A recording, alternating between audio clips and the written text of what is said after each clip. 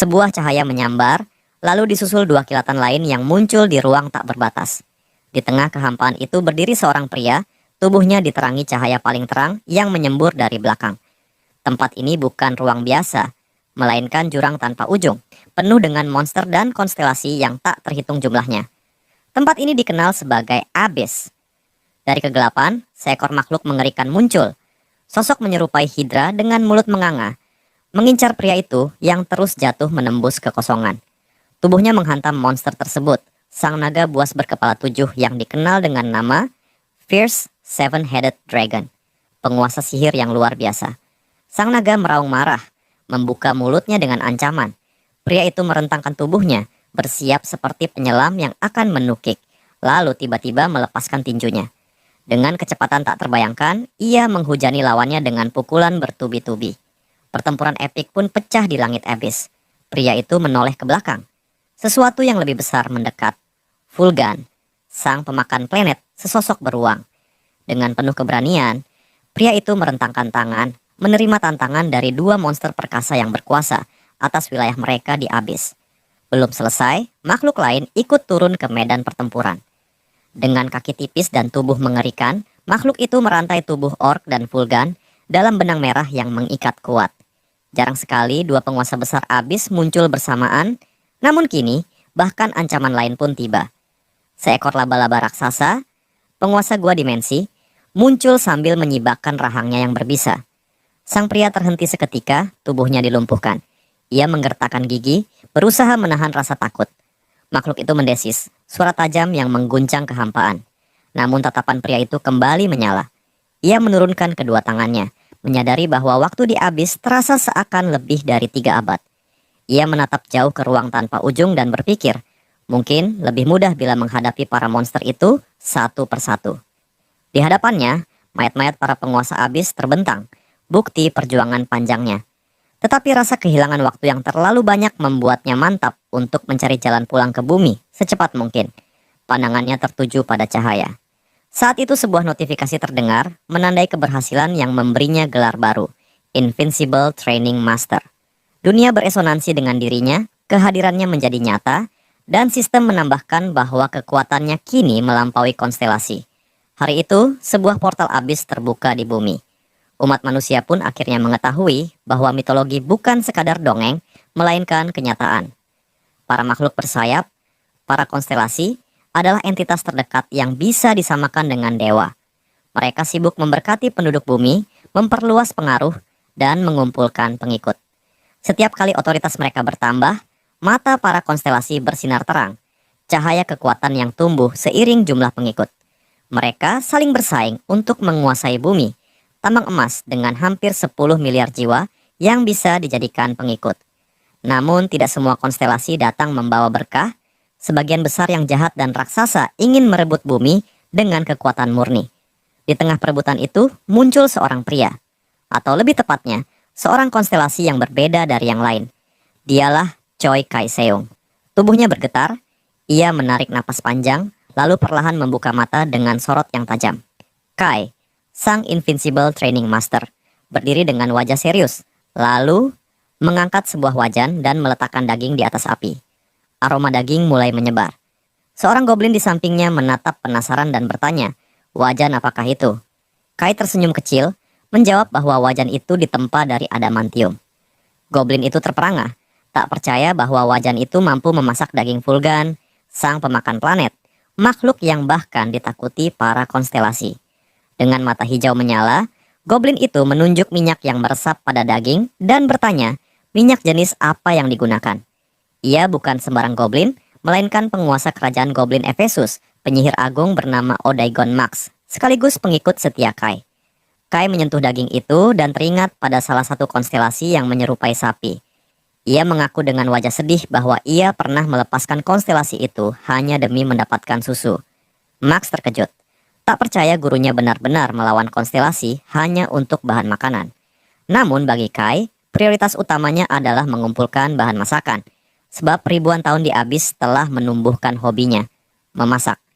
Ia mengiris mentega dengan peralatan dapur Orichalcum, harta pusaka yang mampu menyegarkan bahan makanan seketika. Kai menjelaskan bahwa bahan itu sangat berharga, tapi setelah 300 tahun tanpa daging, ia merasa berhak memanjakan diri. Keringat dingin menetes di pelipis Max. Ia menyadari bahwa gurunya telah mengalahkan konstelasi, namun bukannya merebut wilayah, Kai justru hanya mengambil susu. Dengan tenang, Kai mencicipi hasil masakannya. Daging itu sempurna, empuk, dan penuh cita rasa. Max semakin yakin bahwa gurunya berbeda dari konstelasi lain. Kai tersenyum dan berkata bahwa saatnya makan. Max ragu, tak percaya ia diizinkan mencicipi sesuatu yang begitu berharga, namun ia tetap berterima kasih dengan tulus. Ia menusuk sepotong daging dengan garpu, memasukkannya ke mulut. Seketika pupil matanya berkilat, cahaya memancar dari mata dan mulutnya ke segala arah. Sistem menegaskan, ia baru saja memakan steak dari seekor konstelasi. Tubuh Max bergetar hebat. Api menyala di telapak tangannya, dan sistem menjelaskan bahwa kekuatan adamantium telah menjaga kelezatan umami daging itu. Gelombang energi magis menyebar ke segala penjuru. Sistem kembali melaporkan, berkat minyak dari konstelasi mistis, daging itu naik ke tingkat lebih tinggi, mengaktifkan lingkaran sihir baru dalam tubuh Max.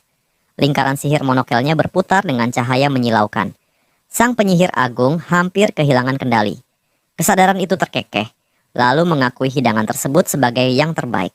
Kai melangkah mundur, tidak memahami apa yang salah dengan goblin itu, lalu menyimpulkan bahwa dirinya benar-benar tidak mengerti ras tersebut. Lelaki itu akhirnya duduk di atas bebatuan, menatap ke langit malam yang dipenuhi bintang gemerlap.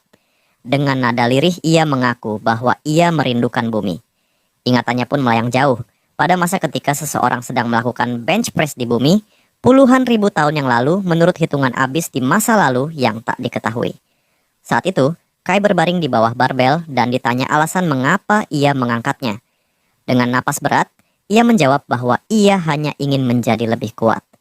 Pria paruh baya yang berdiri di dekatnya mengernyit, meletakkan tangan berisi buku pelajaran di pinggang, lalu menjelaskan bahwa maksudnya bukan itu, karena yang sedang berlangsung sebenarnya adalah pelajaran bahasa Korea. Namun sebelum sempat diperpanjang, seseorang yang lain menyarankan sang guru agar membiarkan Kai, seperti halnya para guru lain sebelumnya. Masa itu adalah masa ketika Kai hanyalah manusia biasa, jauh sebelum ia menjadi sebuah konstelasi dengan gelar Master Latihan yang tak terkalahkan. Sejak kecil, ia selalu menghabiskan waktu di kamarnya mengangkat beban, terobsesi dengan kekuatan. Di dinding kamarnya tergantung sebuah tengkorak, pengingat kelam bahwa ia adalah seorang yatim piatu tanpa siapapun untuk melindunginya. Dari situlah Kai menyadari bahwa satu-satunya cara bertahan hidup adalah berlatih, menguatkan tubuhnya, dan melawan kelemahan. Hari demi hari ia terus mengangkat barbel, hingga ototnya terbentuk dan tubuhnya semakin kokoh. Lalu setelah menekuk lengannya hingga terasa terbakar, ia memutuskan untuk beristirahat sejenak dengan menaruh beban latihan di dadanya. Saat itu, dirinya baru mencapai peringkat Hunter C+, sebuah pencapaian besar namun masih jauh dari puncak. Hunter adalah profesi baru yang penuh kehormatan, lahir dari munculnya monster dan dungeon abyss. Mereka bertarung demi melindungi manusia, dan di balik bahaya itu tersembunyi kekayaan luar biasa. Inti monster, item langka, hingga artefak misterius dari dungeon selalu memikat orang-orang yang haus uang dan ketenaran. Kai tidak punya apapun yang bisa ia hilangkan, maka ia memilih menjadi seorang hunter. Di sampingnya, Bill duduk di sebuah kursi sambil memperhatikan Kai yang berkeringat deras. Bill memanggilnya, lalu menyarankan agar ia tenang sejenak. Menurut Bill, masuk ke dungeon dengan monster peringkat B terlalu berisiko. Apalagi mereka baru saja kesulitan mengatasi dungeon peringkat C. Bahkan hunter peringkat C pun sering jatuh di sana, jadi ide melawan monster B terdengar gila baginya. Bill menundukkan kepala, mengingatkan bahwa semua skill, seni bela diri, artefak, maupun sihir yang didapat dari dungeon memang hebat. Tetapi, tetap saja, manusia terlalu lemah. Mendengar itu, Kai terdiam, wajahnya menegang. Bill menutup wajahnya dengan kedua tangan, seolah putus asa, lalu bertanya, apakah Kai benar-benar tidak peduli pada hidupnya sendiri? Dengan nada setengah bercanda, ia menambahkan apakah Kai punya seorang kekasih. Kai menjawab singkat, mengatakan bahwa mereka sudah berpisah. Bill menatapnya penuh simpati, bertanya, kenapa hal itu bisa terjadi, padahal ia menganggap Kai adalah orang yang baik. Kai lalu meregangkan otot tangannya, sambil menjelaskan bahwa ia menolak ajakan sang gadis untuk berkencan demi berlatih, Dan pada akhirnya, si gadis menyerah serta menyuruhnya pacaran sama monster saja. Kai menambahkan bahwa perpisahan itu terjadi secara damai, tanpa pertengkaran. Bill hanya bisa terdiam, lalu menepuk dahi dengan wajah kesal, menyebut Kai benar-benar tidak punya harapan. Tiba-tiba, sebuah ledakan terdengar. Monster besar mendekat dan rekan-rekannya berteriak memperingatkan Kai. Makhluk itu membuka mulut lebar-lebar, melontarkan raungan yang mengguncang. Namun Kai tetap tenang, menurunkan posisi kuda-kuda, lalu menghantam dada monster itu dengan pukulan dahsyat. Ototnya menegang, tiap gerakan penuh kekuatan. Saat ia bertarung, para hunter lain memperbincangkan kerasnya jalan seorang petarung tangan kosong. Mereka memang tangguh dan cocok menjadi tank, tetapi serangan mereka tidak pernah sebanding dengan para mage yang mampu menghancurkan dengan sihir. Kai menghantam dagu musuhnya, membuat rahang monster itu terguncang. Seorang hunter bertanya mengapa Kai memilih menjadi petarung tinju. Yang lain menjelaskan bahwa mereka pernah mendapat gulungan seni bela diri dari hasil farming. Tetapi karena semua orang hanya tertarik pada sihir, gulungan itu dianggap tak berguna. Hanya Kai yang memilih untuk mempelajarinya. Dengan napas berat, Kai memandang makhluk yang baru saja ia kalahkan. Ia tidak peduli dengan cibiran orang, tidak pernah menyesali pilihannya untuk mendalami seni bela diri. Setiap malam ia berlatih, mengasah teknik tinjunya yang sederhana, tanpa cahaya gemerlap atau kemudahan seperti sihir. Namun bagi Kai, kesederhanaan itu justru murni, karena kekuatan yang ia dapat sebanding langsung dengan usaha yang ia keluarkan. Ia mengangkat kakinya setinggi kepala, lalu menghantamkan serangan berikutnya. Meski begitu, semangatnya tidak pernah berhenti di sana. Ia selalu ingin lebih, selalu ingin melampaui batas. Jam menunjukkan pukul 2:30 dini hari. Tubuhnya sudah letih, namun matanya tetap menatap waktu dengan gelisah, merasa bahwa semua latihan itu belum cukup. Ia duduk di sudut ruangan, merenungi perjalanan yang membawanya ke peringkat C+, sembari mengingat bahwa masih ada petarung lain yang lebih kuat darinya. Kai bersandar, lalu menyimpulkan bahwa satu-satunya jalan adalah berlatih lebih keras, lebih lama, dan lebih sering. Kelopak matanya perlahan menutup, seolah ia tertidur. Namun bahkan dalam tidurnya, tubuhnya masih bergerak, berlatih di alam bawah sadar. Tiba-tiba, suara asing terdengar, bertanya, apakah Kai benar-benar terjaga, bahkan dalam tidurnya. Di dunia mimpi itu, Kai merentangkan tangan, melancarkan tendangan lutut, lalu menjawab bahwa ia tidak sepenuhnya sadar, namun ia percaya latihan spiritual semacam itu masuk akal. Dengan begitu, bahkan dalam tidur sekalipun, jalannya menuju kekuatan tetap tidak terhenti. Cahaya jatuh menimpa separuh wajah Kai, sang pemburu. Ia menoleh ke arah cahaya itu dan bertanya siapa sosok yang berdiri di hadapannya. Dari dalam sinar itu muncul makhluk humanoid berambut panjang yang menyapanya dengan menyebut namanya, menambahkan awalan tuan seakan menyiratkan kehormatan. Kai menutupi wajahnya dengan tangan dari cahaya yang menyilaukan. Pupilnya menyempit ketika mendengar bahwa makhluk itu menyebut dirinya sebagai konstelasi dari Abyss. Sosok dengan mata tertutup perban itu memperkenalkan diri sebagai Virtuous Goddess of the Scales, sang Dewi Kebajikan, Dewi Timbangan. Ia tersenyum tipis, mengatakan bahwa ia tahu Kai terkejut, lalu menyarankan agar mereka langsung ke pokok pembicaraan karena waktu mereka singkat. Kai menatap kosong ke arah sang Dewi ketika sang Dewi dengan jujur mengakui bahwa ia ingin membuat sebuah perjanjian dengannya. Sang Dewi membalikkan tubuhnya, seolah ingin membenarkan niatnya, menjelaskan bahwa manusia yang berjumpa dengan konstelasi biasanya akan menumpahkan segudang pertanyaan. Namun yang mengejutkan, Kai justru langsung mengiyakan. Sang Dewi sempat terkejut, menanyakan ulang apakah ia benar-benar setuju. Kai, dengan wajah bingung, tetap menjawab bahwa ia setuju. Sang Dewi kemudian melangkah mendekat, terheran-heran, karena Kai sama sekali tidak menunjukkan tanda-tanda ingin bertanya. Kai hanya menegaskan satu hal. Apakah ia akan memperoleh kekuatan dengan membuat perjanjian itu? Sang Dewi mengangkat tangannya ke wajah, ragu-ragu, lalu mengangguk sebagai jawaban. Senyum tulus di wajah Kai. Baginya, itu sudah cukup. Mendadak cahaya di sekeliling mereka semakin terang. Kai pun bertanya, mengapa Sang Dewi memilih dirinya, sementara ada begitu banyak pemburu dengan peringkat dan ketenaran yang lebih tinggi. Sang Dewi hanya mengingatkan bahwa ia telah memberitahu title-nya kan. Ia mengangkat telapak tangannya, mengumpulkan cahaya, lalu menegaskan bahwa ia adalah Sang Dewi, sang dewi kebajikan, pemutus keadilan, dan bahwa dirinya memiliki kemampuan untuk melihat masa depan. Cahaya di tangannya meredup sejenak sebelum dilepaskan, dan di hadapan Kai terbentang gambaran monster-monster yang akan menjerumuskan bumi ke dalam kiamat.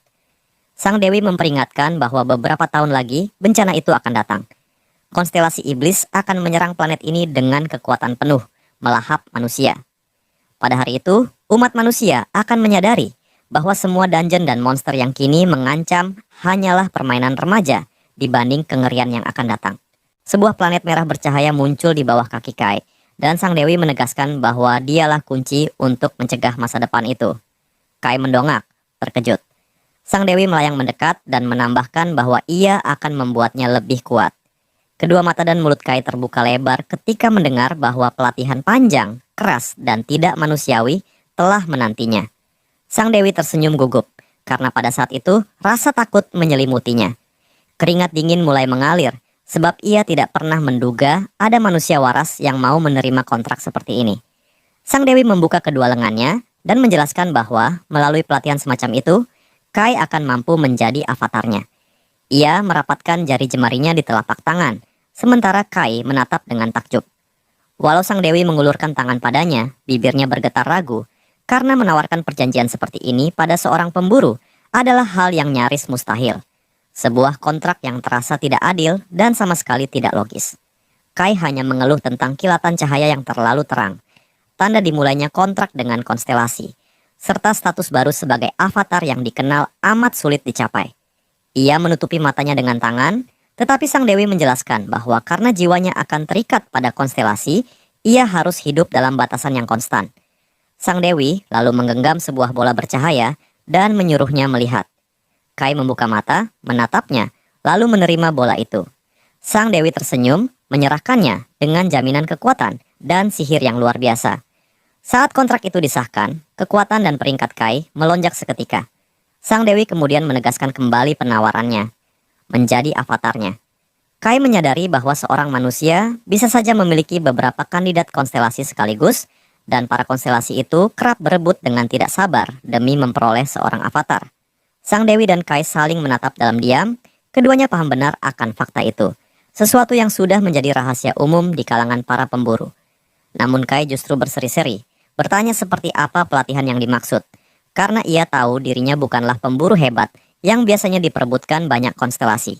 Di belakang sang dewi, muncul timbangan raksasa yang berkilauan. Ia menjelaskan bahwa ia telah menyiapkan fasilitas pelatihan di dalam abis, di mana waktu mengalir berbeda dari bumi. Kai terperangah saat sang dewi menambahkan bahwa ia akan berlatih sendirian selama puluhan hingga ratusan tahun lamanya. Ia menutup mulut, lalu menyimpulkan dengan dingin bahwa bahkan jika Kai menyerah di tengah jalan, ia tidak akan bisa kembali. Kai mulai panik, membandingkannya dengan ruangan waktu dari kisah Dragon Ball. Tubuhnya bergetar, lalu ia memohon agar sang dewi melupakan ucapannya. Sang dewi tidak mengerti maksud perbandingan itu. Kai mengepalkan tinjunya, mencoba meyakinkan diri bahwa ia benar. Ia teringat bagaimana para pemburu terkenal selalu menjadi lebih kuat setelah menandatangani kontrak dengan konstelasi. Menurutnya, akan tidak adil jika ia menjadi kuat tanpa usaha, dan ia percaya bahwa para avatar lain juga melewati jalan ini.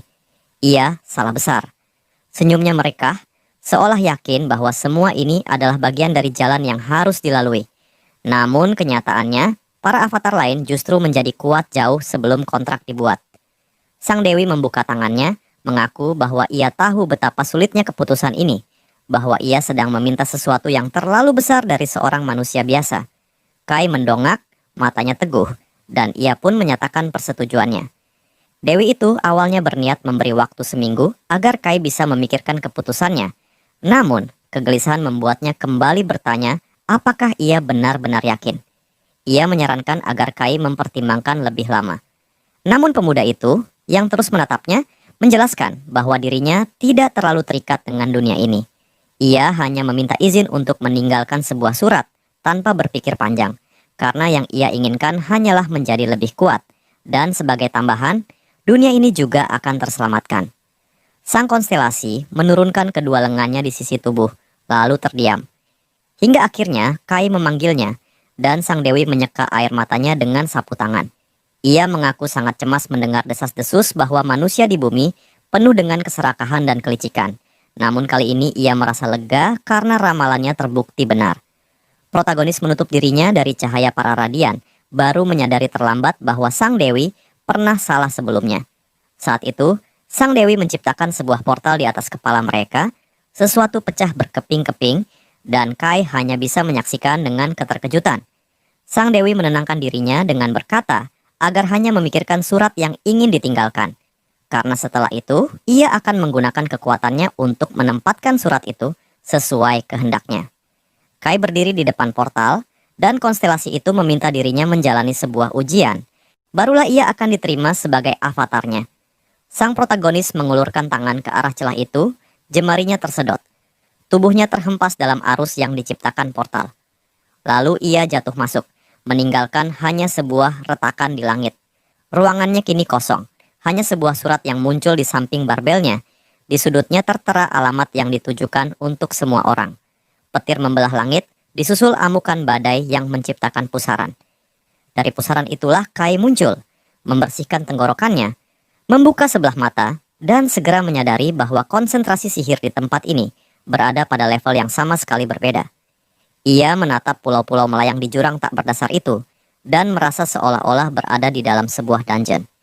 Ia teringat bagaimana para ilmuwan di bumi pernah berasumsi bahwa dungeon hanyalah pecahan dari abyss. Saat melihat ke atas ke langit bertabur bintang, Kai menyadari bahwa tempat ini hampa, dan terkejut ketika mengetahui bahwa inilah objek latihannya. Ia menatap kepalan tangannya dan memutuskan untuk memulai pelatihan. Dengan gerakan tangan dan teriakan yang aneh, Kai menguji dirinya. Sementara itu, Sang Dewi berdiri di antara para pengikutnya yang bersayap. Sang Dewi berkata bahwa ia yakin Kali melakukan dengan benar. Para pengikutnya ragu, tak tahu harus berkata apa. Meski sebagian percaya bahwa Kai adalah kandidat yang luar biasa untuk menjadi avatar. Dewi Penimbang itu tersenyum, menyimpulkan bahwa dengan usaha keras, hal itu mungkin terjadi. Namun meski ia mampu melihat masa depan, kemampuannya tidak sempurna, karena ia hanya dapat melihat sebagian. Sementara sisanya hanyalah dugaan dan teori. Nyatanya, Sang Dewi melihat Kai berlatih di abyss, dan ia juga tahu bahwa suatu saat pemuda itu akan menekan invasi konstelasi jahat.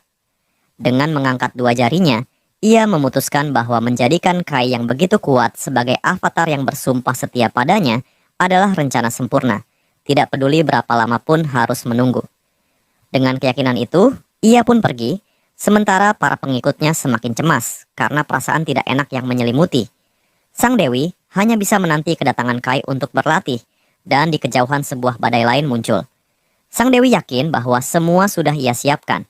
Badai itu kian mendekat, dan sang konstelasi percaya bahwa Kai akan memiliki cukup banyak sarana untuk mengusir rasa bosan, terutama karena tempat ini aman. Namun Kai terkejut melihat tornado yang tiba-tiba muncul. Ia menatap bencana alam yang mengancam itu, sementara Sang Dewi beranggapan bahwa inilah hal paling minimal yang bisa ia lakukan untuk Kai. Pemuda itu mendongak, menduga bahwa inilah ujiannya.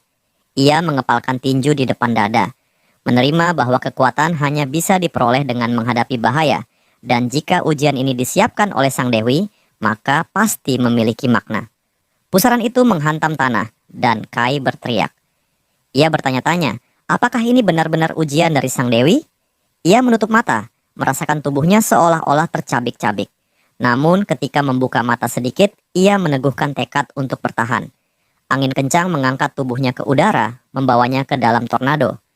Di tengah pusaran itu, ia berteriak, mengingat sebuah kutipan bahwa manusia hanya bisa menjadi kuat dengan melewati rasa sakit dan penderitaan. Karena itulah rencana Sang Dewi. Petir menyambar badai, terdengar suara retakan, pecahan berjatuhan, dan cahaya menerobos di baliknya. Sebuah pilar bercahaya menjulang, sementara ilusi sihir yang melindungi wilayah Sang Dewi kebenaran akhirnya runtuh. Pilar itu membubung ke langit, namun sebelum Kai bisa memahami apa yang terjadi, badai sihir mengamuk kembali.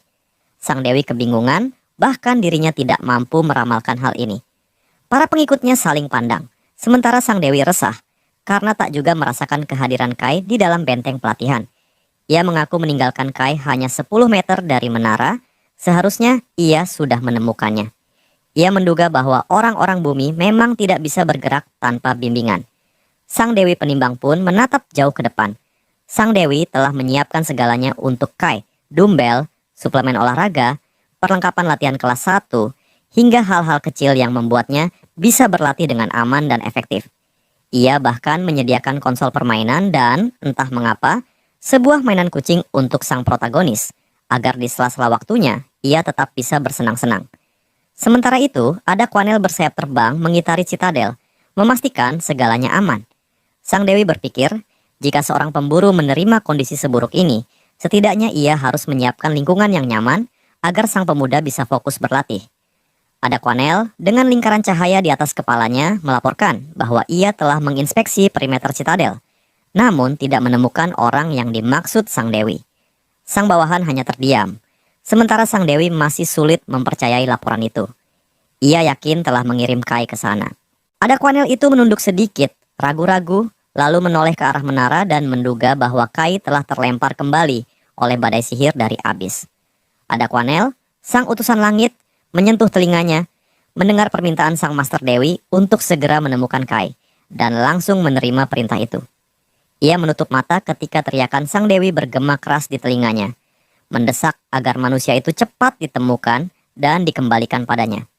Sang Dewi menggenggam erat tinjunya, penuh tekad, menyatakan bahwa mereka tidak bisa membiarkan Kai terombang-ambing sendirian di dalam abis. Ia harus diselamatkan. Utusan langit itu menunduk, wajahnya muram, sebelum akhirnya menerima perintah tersebut. Ada Quanel pun menoleh ke arah pulau-pulau terbang yang tak terhitung jumlahnya, lalu bersumpah untuk menemukan Kai dengan cara apapun. Langit di sana tampak seperti nebula yang berkilauan di angkasa. Abis hanyalah kehampaan tanpa ujung, dihiasi titik-titik cahaya bintang. Seolah-olah bahkan rasi bintang pun hanya mampu menguasai sebagian kecil dunia itu.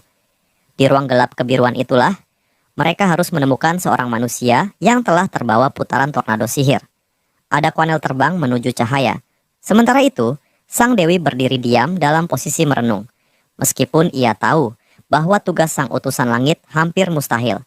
Di sisi lain, badai kembali meledak. Tubuh Kai terapung di tengah arus liar mana yang setiap saat bisa melumatkan dirinya. Ia menutup mata, menahan napas, merasa seolah-olah tenggelam jauh di dasar laut. Padahal ia belum pernah sekalipun menyelam di sana. Kemudian ia membuka mulut, menarik napas panjang, lalu menghembuskannya. Energi menembus masuk ke dalam tubuhnya. Pemberitahuan sistem segera muncul. Konsentrasi sihir tinggi telah bersirkulasi melalui pernapasannya. Seni ruang ilahi mengubah aliran energi itu menjadi kekuatan murni, dan tubuh Kai mulai mengeras. Tulang serta ototnya menguat, seolah ditempa ulang dari dalam. Sistem menyatakan bahwa inti dantian dan potensi Kai telah meningkat. Sang protagonis membiarkan dirinya hanyut dalam arus, berpikir bahwa semua ini hanyalah ujian. Tubuhnya tampak kecil tak berarti dibanding badai raksasa itu, hingga akhirnya ia terseret ke pusatnya. Dalam hati ia menyadari benar adanya bahwa menjadi perwujudan sebuah konstelasi bukanlah jalan mudah. Arus mana menembus langit, menghantam tanah, dan meninggalkannya terkapar di bawah. Kai bangkit perlahan, tubuhnya masih berasap akibat energi liar yang baru saja meremukkan dirinya. Ia berharap semua itu telah usai dan menganggapnya sebagai latihan pertama yang berhasil ia lewati. Mendongak ke atas, ia menduga bahwa tempat di depannya adalah arena bagi ujian berikutnya. Di hadapan Kai hanya terbentang bebatuan tandus, sebuah wilayah kosong di tepi abis yang tak dikuasai konstelasi manapun. Dari bawah tanah, seekor ular raksasa menerobos keluar, lalu segera menyelam kembali. Kai memandanginya, terperangah melihat betapa kecil dirinya dibanding monster itu. Namun ia percaya, jika ini adalah pelatihan, maka kemenangan adalah syarat yang ditetapkan. Tatapannya tertuju pada kepala batu makhluk itu, mirip dengan Onyx dari dunia Pokemon. Namun ia segera sadar bahwa makhluk ini jauh lebih berbahaya. Ia berbicara dalam hati, merasa Sang Dewi terlalu melebih-lebihkannya. Bagaimanapun, ia hanyalah seorang hunter peringkat C. Kai berdiri terpaku sejenak, lalu mengepalkan tinjunya. Tidak ada gunanya berpikir terlalu jauh. Sang Dewi pasti sudah merencanakan semuanya dengan matang. Ia berlari menuju monster itu, berteriak bahwa ia punya banyak waktu, jadi tidak ada salahnya bertarung.